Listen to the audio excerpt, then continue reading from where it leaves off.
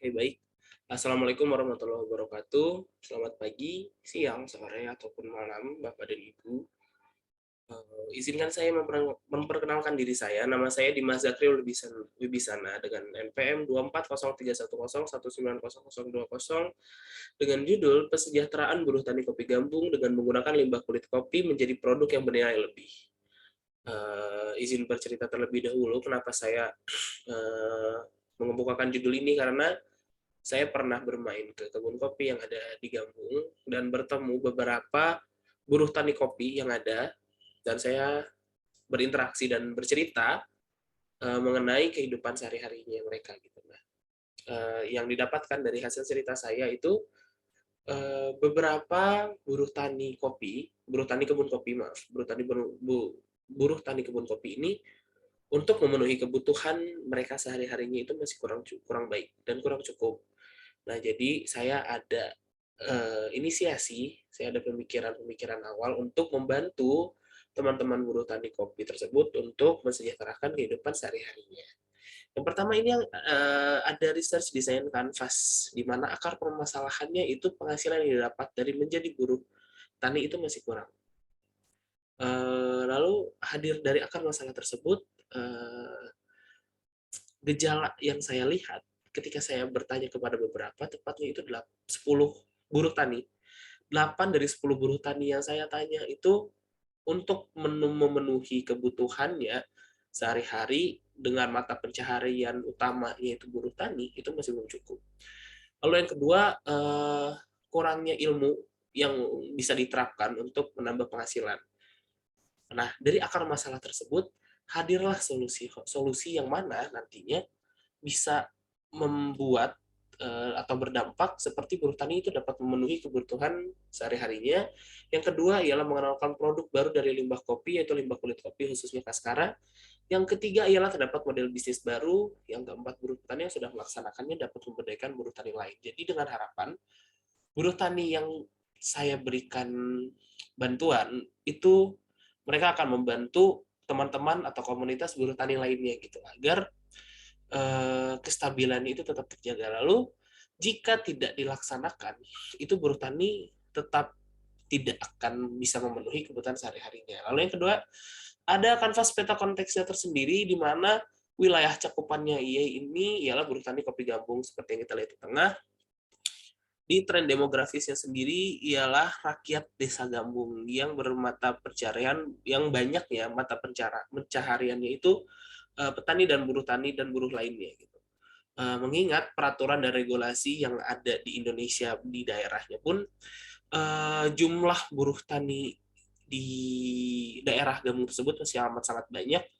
Lalu kurang perhatian dari pemerintah setempat dan jumlah limbah kopi di Indonesia, terlebih di Gambungnya sendiri. Nah, untuk kondisi ekonomi dan lingkungannya, hasil yang didapatkan oleh buruh tani tersebut ialah ketika mereka menjual kopinya, itu mereka langsung menjual kepada pengepulnya. Pengepul di mana yang nantinya akan memberikan buah kopinya tersebut ke pasar kopi Indonesia gitu. Nah, selanjutnya ada harga kopi yang fluktuatif. Seperti yang kita tahu, harga kopi di Indonesia ini amat sangat tidak bisa diprediksi harganya apakah nanti akan naik apakah akan turun. Dia bisa saja naik dengan seketika dan bisa turun juga dalam waktu yang sedikit gitu. Lalu budayanya di Gambung sendiri ialah buruh tani itu bukan pemilik lahannya, di mana dia hanya membantu, dia hanya memanenkan kopinya sendiri itu lalu menjualnya ke pengepul gitu. Lalu budaya tersebut terdapat oknum pengepul yang memanipulasi harga, di mana mereka ingin mendapatkan uang lebih dari hasil yang sudah didapatkan oleh buruh tani tersebut. Terus lalu ada tantangannya itu kurang alat dan ilmu pengetahuan, lalu masih menggunakan penjualan secara tradisional, kopi yang diproses masih konvensional, dan kekhawatirannya di sini buruh tani yang tidak bisa memenuhi kebutuhan kehidupan sehari-harinya. Lalu harapannya ilmu yang nantinya akan diberikan oleh saya itu bisa sustain ke depannya. Maksudnya sustain di sini ialah berkelanjutan, dipakai ilmunya. Nah, lalu yang selanjutnya ialah buruh tani dapat mencukupi kehidupan sehari-harinya. Dan yang ketiga, memberikan dampak yang meluas terhadap semua elemen yang ada di lingkungan kopi gambung, bukan hanya buruh tani. Jadi, tapi lingkungan-lingkungan sekitar, elemen-elemen sekitar, stakeholder yang terkaitnya pun ikut merasakan dampaknya. Itu yang saya harapkan. Lalu selanjutnya ada tantangannya. Kemudian tantangannya sendiri ini membuka pasar yang baru untuk memanfaatkan limbah kopi. Seperti yang kita tahu, limbah hasil dari pemprosesan kopi, yaitu kulit kopi atau kaskara ini masih masih tidak umum untuk penggunaannya sendiri. Jadi kaskara ini atau limbah kulit kopi ini bisa dijadikan teh atau minuman lainnya gitu. Lalu selanjutnya tantangannya ialah branding yang akan dipakai harus cukup besar untuk bisa menginfluence calon konsumen. Lalu yang ketiga, pemasaran yang terus terstruktur melalui proses digitalisasi di mana kondisi lingkungan di Gambung sendiri itu masih jauh dengan kata modern. Maksudnya di sini modern ialah untuk mendaftarkannya ke e-commerce ataupun media sosial untuk dipromosikannya pun sangat sulit. Kebutuhannya itu apa? Ilmu dan peralatan untuk memproses dan membuat produk dari limbah kopi. Nah, jadi rumusan masalah yang tadi dengan wilayah buruh tani kopi Gambung itu ialah penghasilan yang didapat dari buruh tani ini tuh masih kurang untuk memenuhi kebutuhan sehari-hari.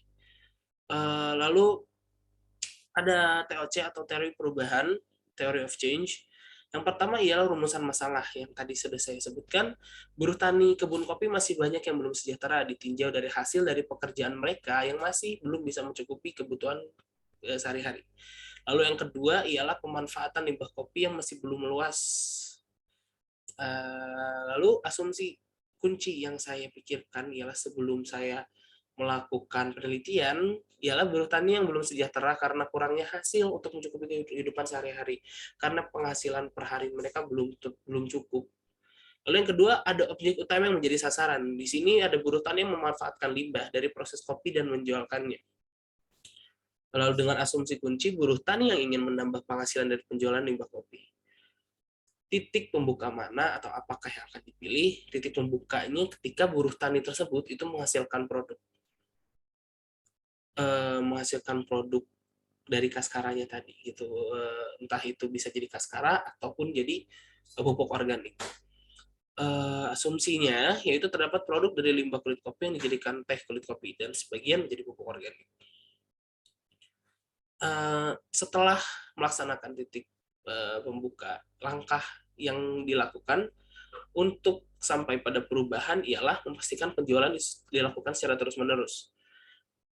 Secara terus-menerus di sini maksudnya tidak hanya sekali atau dua kali, tapi bisa berkali-kali agar bisa sustain ke depannya dan memastikan buruh taninya tersebut itu mendapatkan hasil nyata. Hasil nyata di sini ya tadi dengan mereka tidak menjual produk limbah kopi ini masih belum bisa mencukupi kehidupan sehari-hari, tapi dengan mereka menjualnya, mereka akan bisa memenuhi kebutuhannya sehari-hari gitu. Dengan asumsi kunci, buruh tani menjual produknya dan mendapatkan hasil. Lalu efek yang dapat diukur dari upaya yang dilakukan.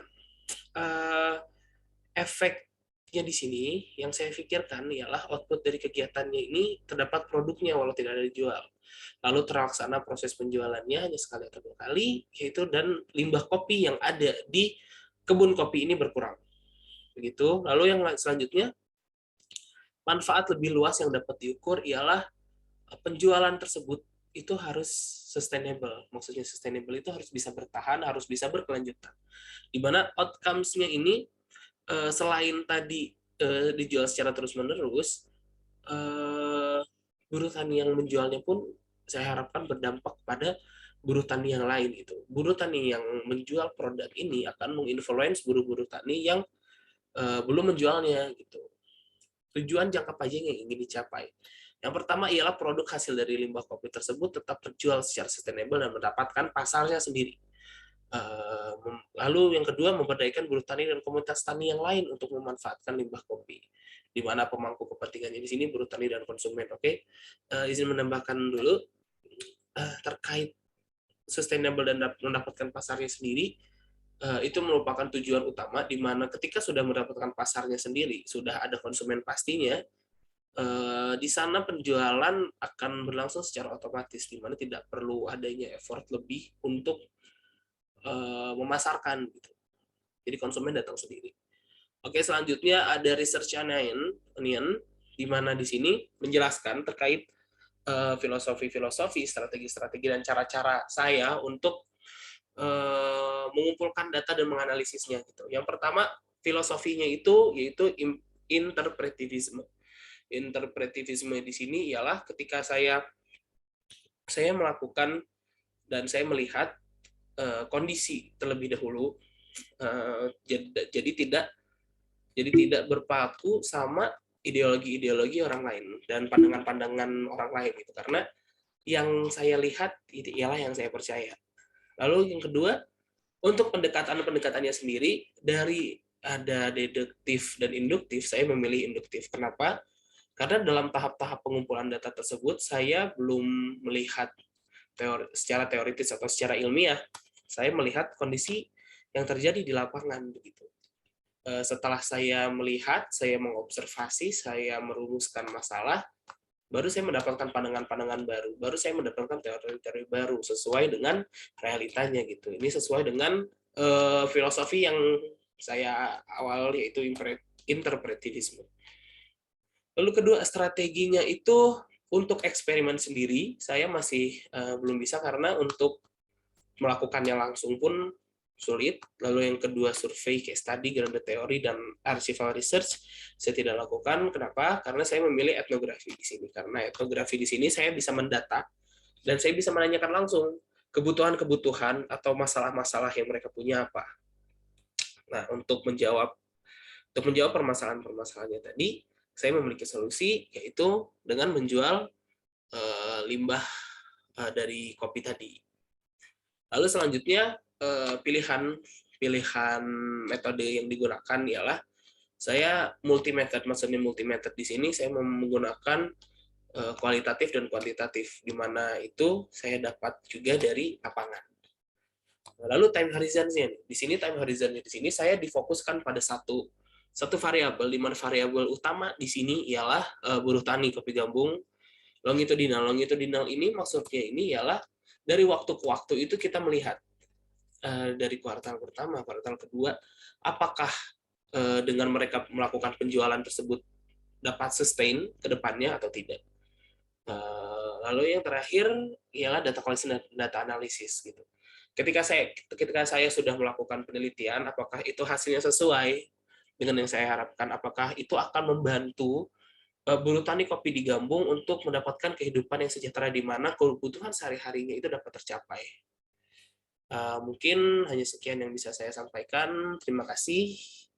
Wassalamualaikum warahmatullahi wabarakatuh.